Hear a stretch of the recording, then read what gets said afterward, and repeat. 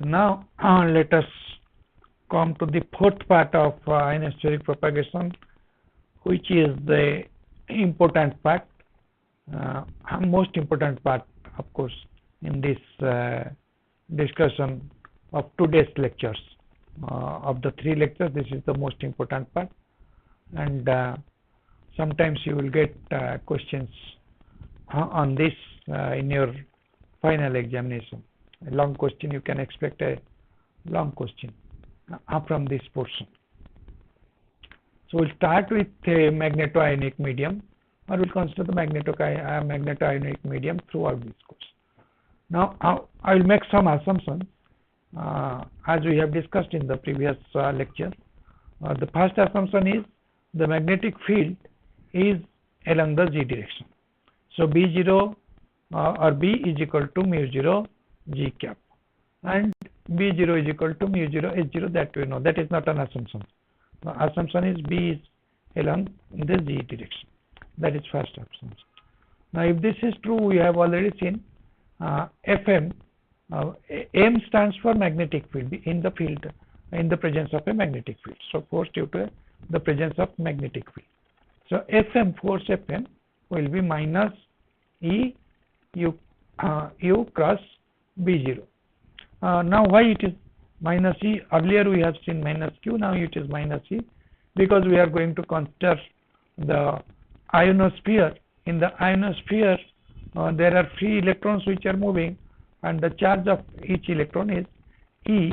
Therefore earlier it was Q is now minus E. So charge is minus E. So that is why it comes here in this form. So now let us write down the Maxwell's equation. The Curl equation is, for Maxwell's equation, the Curl equation is curl H is equal to j omega d. We are assuming a time harmonic form, therefore dou d by dou t is in the form j omega d. So curl H is equal to j omega d. Now d, as you know, d by definition it is epsilon 0 into electric field intensity plus the polarization, electric field polarization. So it will be a curl of H will be j omega into epsilon 0 E, which is the electric field intensity plus polarization. Okay. Now let us expand that. This is in the vector form. Let us expand that into its scalar components. So the scalar components will be gamma hy will be equal to y gamma hy and gamma hx. These are the 2 components of H here. The reason is B is along the z direction, therefore curl of H will have only the g part, the g component. So curl of H, x cap into whatever is there, that will not be there. Then y cap into whatever is there, that will not be there. Then g cap into whatever is there, that will be there. So g cap into what? G, and g cap into dou by dou x of hy minus dou by dou y of hx. Therefore since the g component contains these 2, therefore H, curl of H will have these 2 components, hy and hx. Now dou by dou t of dou by dou z of hy, dou by dou x of hy is equal to gamma hy, and dou by dou y of hx is equal to gamma hx. Reason is the propagation constant is gamma x1. Therefore dou of hx by dou y is equal to gamma hx. It is propagating in that direction with propagation constant gamma. So that comes from that. Then on the right hand side you have got j omega epsilon x into epsilon 0 plus px by ex. Similarly for the second one, gamma hx will be j omega ey. Now from where you are getting ey or ex? It's a simple look at the component from j omega epsilon 0 E plus P, take E common, then it will be P by E. So, and E will be on the outside. So that gives you this j omega Ex to epsilon 0 plus Px by Ex. Similarly, j omega Ey epsilon 0 P plus Py by Ey. And the third component will be H is a 0. So 0, left hand side is 0, right hand side is j omega epsilon 0 Ez plus Pg, that will be j omega dg. That will so j omega dg is equal to 0. Other components we have seen. Similarly, curl of E, that will be minus j omega mu 0 H. H has only g component, so we will get the g component of E will exist. Other components will be equated to 0. So do that, or doing that you will get gamma Ey is equal to minus j omega mu 0 Hx, gamma Ex is equal to j omega mu 0 Hy, and 0 is equal to minus j omega mu 0 Hj. Now these derivations actually you have already done in the waveguide when you have read where is intrinsic impedance eta, that is defined as Ex by Hy or minus Ey by Hx. This also you have done when you have studied plane wave propagation. So from that you have got this for free space, it is this. So eta is equal to j omega mu 0 upon gamma. So these are simple expansion of Maxwell's equation. Okay, so now we let us expand on these ideas or revisions. And now what is gamma? We define gamma square is equal to minus omega square mu 0 epsilon 0 into 1 plus Px by epsilon 0 Ex. That is equal to omega square minus omega square mu 0 epsilon 0 n square. N is the refractive index of the medium. So from if I equate these two rightmost two things, they will to 1 plus Px by epsilon 0 Ex. Now we can write that as n square is equal to 1 plus Px by epsilon 0 Ex, that is equal to 1 plus Py by epsilon 0 Ey. Now how do I get this value of gamma square? Go back.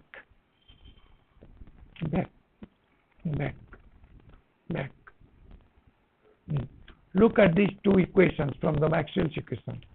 Gamma Hy is equal to j omega Ex epsilon 0 plus Px by Ex, and gamma Ex is equal to j omega mu 0 Hy. So from which we can say Ex is equal to j omega mu 0 Hy by gamma. So in that put that in the first equation. So gamma Hy is equal to j omega into j omega mu 0 by gamma into epsilon 0 Px by Ex. Now j omega into j omega mu 0, that gives us minus omega square mu 0 divided by gamma. So gamma goes to the left hand side, multiply, cross multiply. Gamma square Hy is equal to minus omega square mu 0 Hy into this value. So Hy cancels out. That gives us gamma square is equal to omega mu 0 into Ex epsilon 0 Px by omega mu 0 into epsilon 0 plus Px by Ex.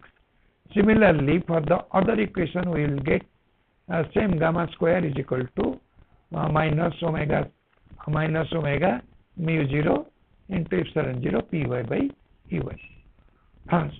Okay,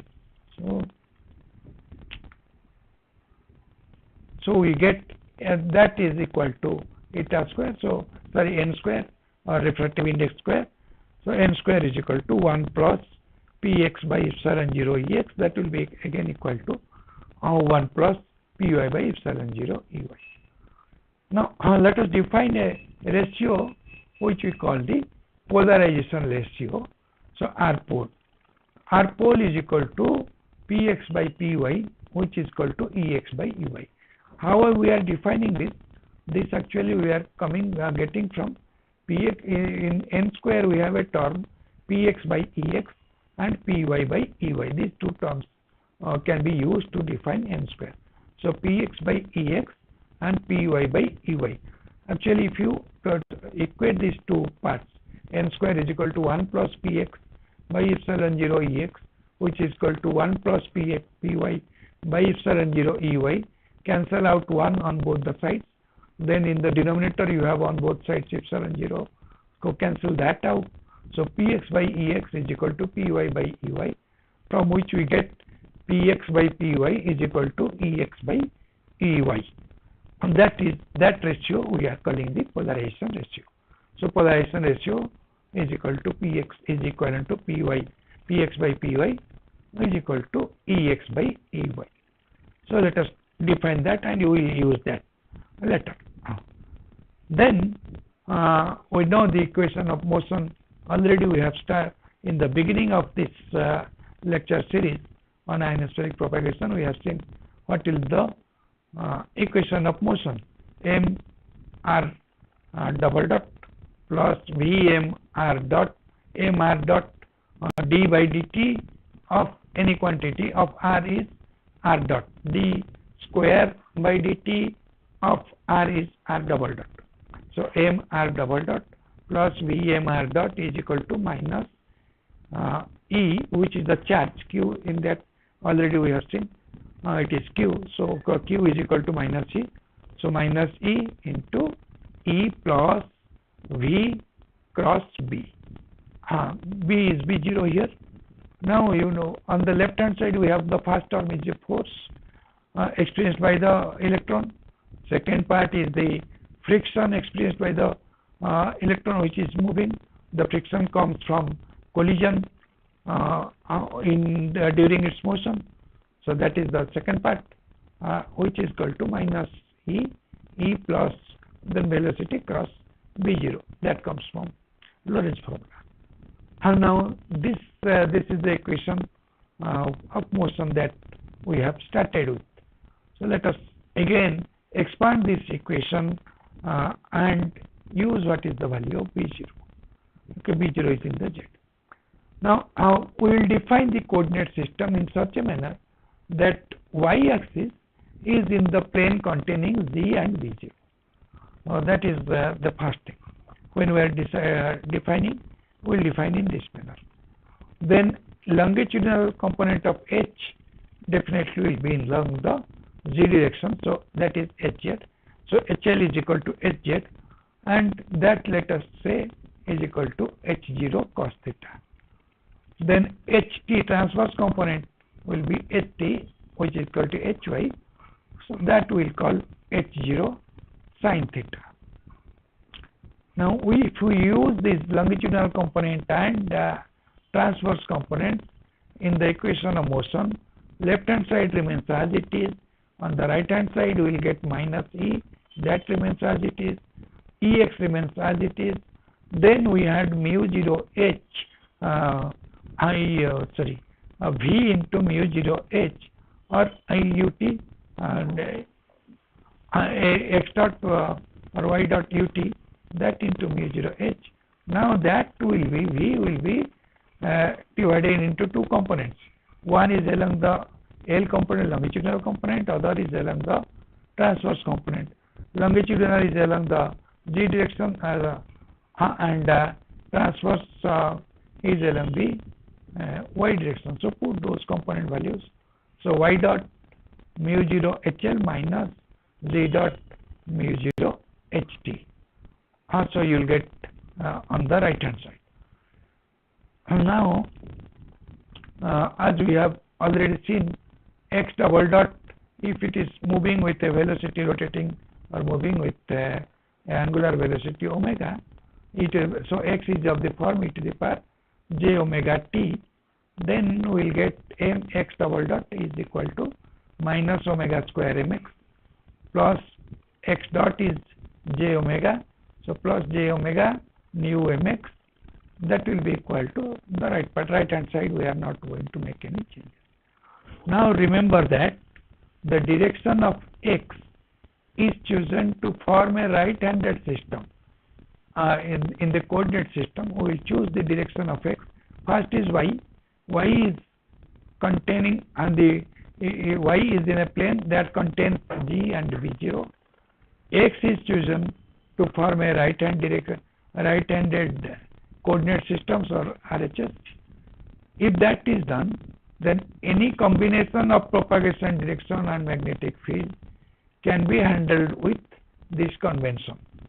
Y is in this z and b0 plane, other things are. X is in the x is in a direction that forms a RHS, which means x, y, and z, they form a right-handed coordinate system.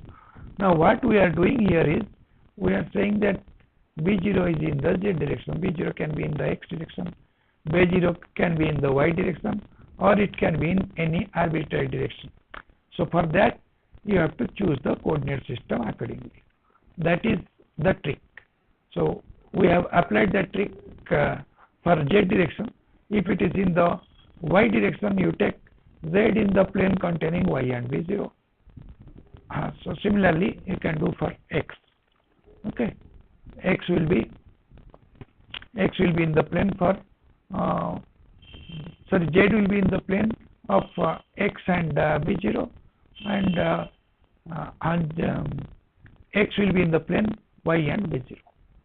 So accordingly you have to choose the coordinate system. And now if they are parallel, all these so any combination, as I told you, any combination of the propagation direction and magnetic field can be handled with this convention as long as they are not parallel. So if they are parallel, any combination of x and y that forms RHS is acceptable. That is the point that you should remember. So as long as they are not parallel, this type of combination is to be done. And if they are parallel, then you take any combination of x and y that forms a RHS system.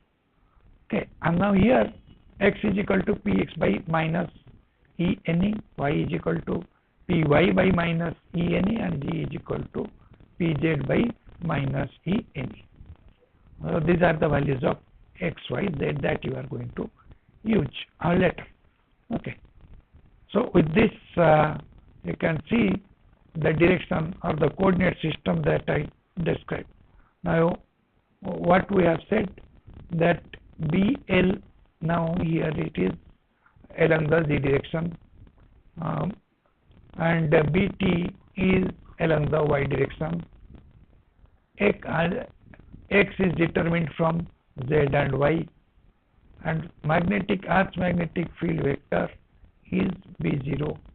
That is what is operating on this. So B0 is making a angle theta with G. Theta is the angle that the Earth's magnetic field is making with the G axis. That you know. From G axis we always measure theta. From G along the G axis to the xy plane is always theta. So that you know. So there is nothing much to be told about that. Now if the Earth's magnetic field is in the xy plane, accordingly you will choose. If it is in the yxz plane, accordingly you will choose. Just look at this coordinate system and position of BL, BT and B0. Now B0 goes to, suppose, xz plane. Then you will have your BT and BL. Accordingly BL will be coming from the x-axis, BT will coming from the z-axis. If it goes to the xy plane, then BL will come again from the y-axis, but BT will come from the x-axis, and they will meet the B0. B0 comes from that, making an angle theta. If it goes to the yx plane, or if it goes to the yx plane, then it will be theta and phi. If it goes to the xz plane, then it remains as theta. Now here Again, as I told you, if they are parallel, there any combination of x and g will do. Right? They are parallel means the propagation direction and magnetic field. If they are parallel, magnetic field is B0 and propagation direction. So if they are parallel, then you have to take any other combination. Any combination will do. But if they are not parallel, then what you have to do is why that is required? Because if they are not parallel, then the direction of propagation that is resolved into a parallel direction and a transverse direction.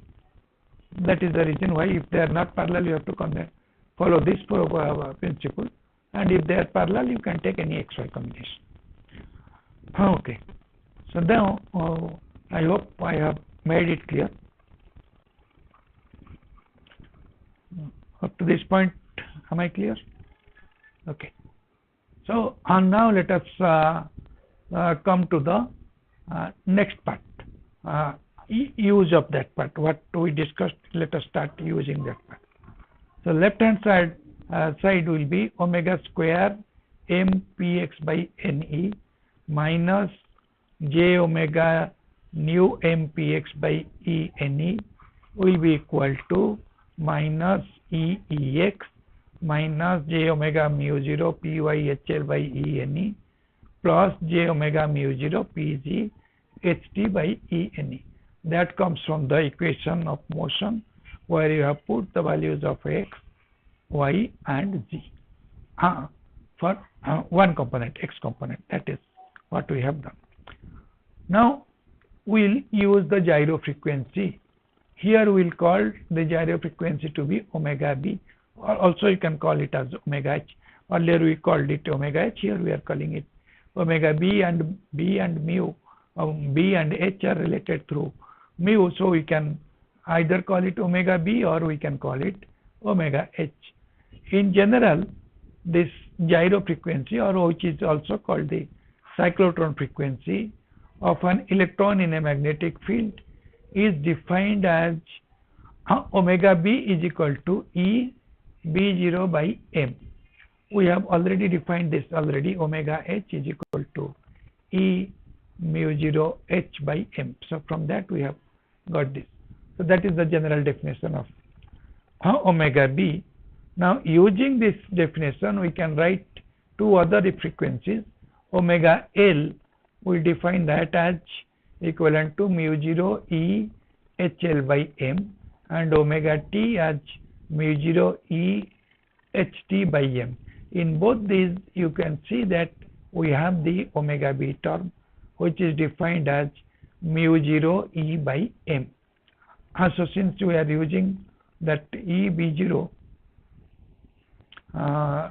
term, so omega 0 e hl by that will be omega b cos theta. This will be omega b cos theta. There is a mistake. One will be cos theta, one will be sin theta. Okay. Then omega t is equal to mu 0 e ht by m. That is omega b cos theta. Okay. Now define the ratios of frequencies as x is equal to omega t into omega p by omega square, y L is equal to omega L by omega, yt as omega t by omega, and z as nu upon omega. Nu is the collision frequency. So if there is no collision frequency, then this capital G will be equal to 0. So define these frequencies and then we will define plasma frequency. We have already seen what is the definition of plasma frequency earlier. So plasma frequency omega p is equal to root over of ne e square by m epsilon 0. You know what is the charge of an electron, that you know, mass of electron that you know, epsilon 0 that you know. If you put all those things, then omega p will be, you can find out what is the value of omega p, which will be 9 root over of ne. Okay. Now epsilon 0, if I use this definition, then epsilon 0 x ex will be equal to minus px into 1 minus jj minus JYLPX plus JYTPG. Now from where we are getting this equation? This equation comes from the top equation. In the top we are using these values of X, YL, YT and Z, and then we know what is Px, Py, Pz, that we know. So these values we are using these values, these definition values in the above equation, we get this. And now similarly, this is for the X component. Similarly, for the Y component, just X will be replaced by Y, Ex will be Uy, Px will be Py. So that is what is going to happen. Otherwise, it will be remaining same. So similar equations you will get, or two more equations we are going to get. Okay, so we have got now three equations. Now, once we got those three equations, we will do some algebraic manipulations on those three equations. That will give us epsilon 0 x r pole. R pole we have defined that into Ey will be minus Py r pole into 1 minus Jg minus JYLPy plus Yt square r pole Py upon 1 minus x minus Jg. And that comes from the first equation. Then you will get from the second equation and third equation, you will get these two equations. Right. And now equating the right hand sides of these two equations. Now see, left hand side is same, therefore right hand side must be equal. So equate the right hand sides of both these equations. If we equate right hand sides of both these equations, we are going to get a quadratic equation in R pole. So that is this equation, minus JYL plus Yt square R pole upon 1 minus x minus Jg is equal to JYL R square R pole. Now if I solve that quadratic equation, then R pole will be equal to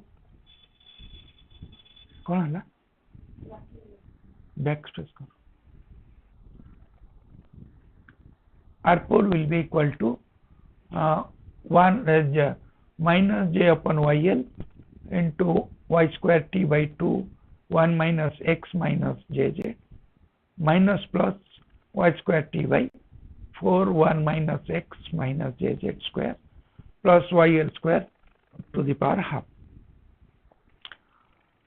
Now from this we are going to infer certain things. The first inference is all plane waves cannot pass through the medium, ionized medium. And to remain plane waves, when they are passing through this ionized medium, they must have one of the following two characteristics of polarization of the medium. Right.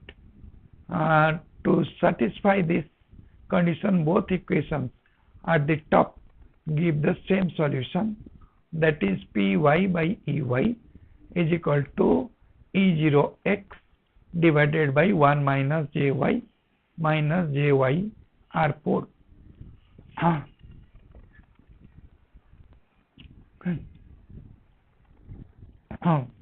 Now index of refraction in terms of R pole is n square, which is 1 minus x by 1 minus Jz minus JYL R pole. This from this index we can get also dielectric constant, square root of that. That gives us the Appleton-Hartley formula. Now from where we have got this index? Index we have got actually earlier by manipulation we have got n square. So epsilon r is equal to n square. That gives us this.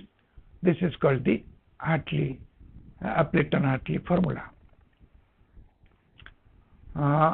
Now the physical interpretation of this is that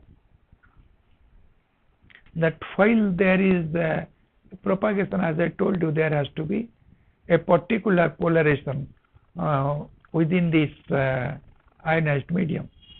Now this polarization, particular polarization, that will depend entirely on the properties of the medium, ionized medium.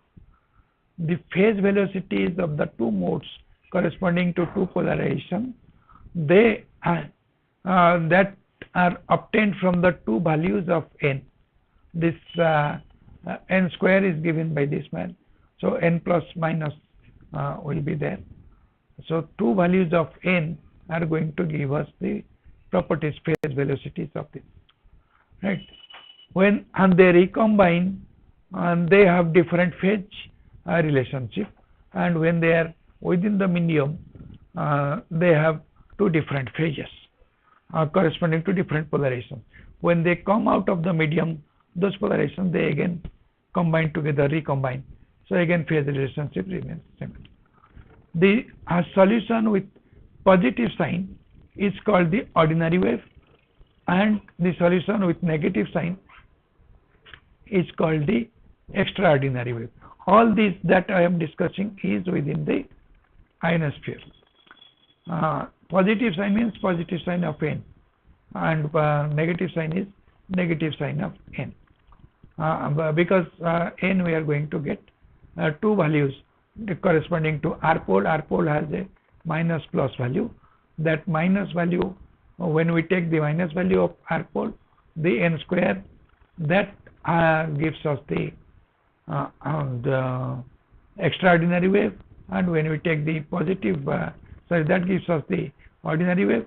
When we take the positive value of r pole in the n square, that gives us the extraordinary wave. Now, when the frequency is more than 1 megahertz, which is almost always the case for system of transmission through the ionosphere, the wave can be considered as longitudinal, solely longitudinal.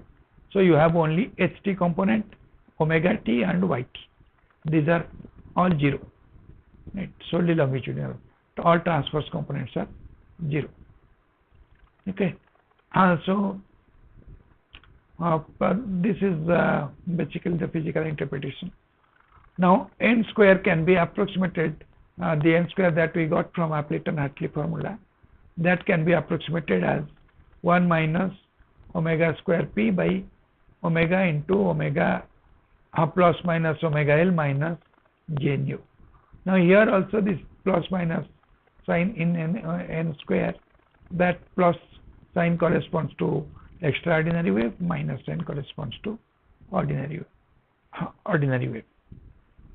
Now this we discussed while B is in the z direction. If B is in any other direction, you can follow the similar procedure and discuss it out. Please refer your book, which is Antennas and Radio Wave Propagation by Ari Collin. There you please refer to the ionospheric propagation. The book has considered 3 special cases. Out of that I have considered only 1. Other 2 you can do yourself.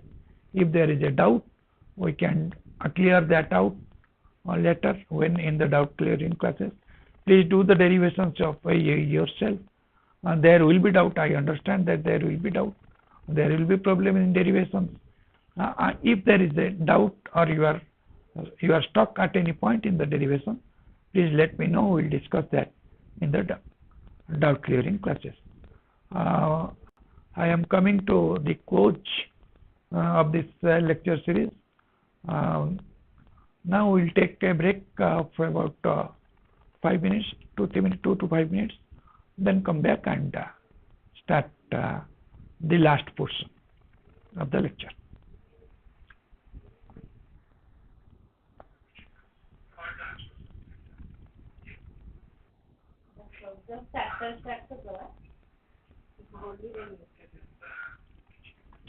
बोलू रो कौन हला distinction रे पास कला त art exam हां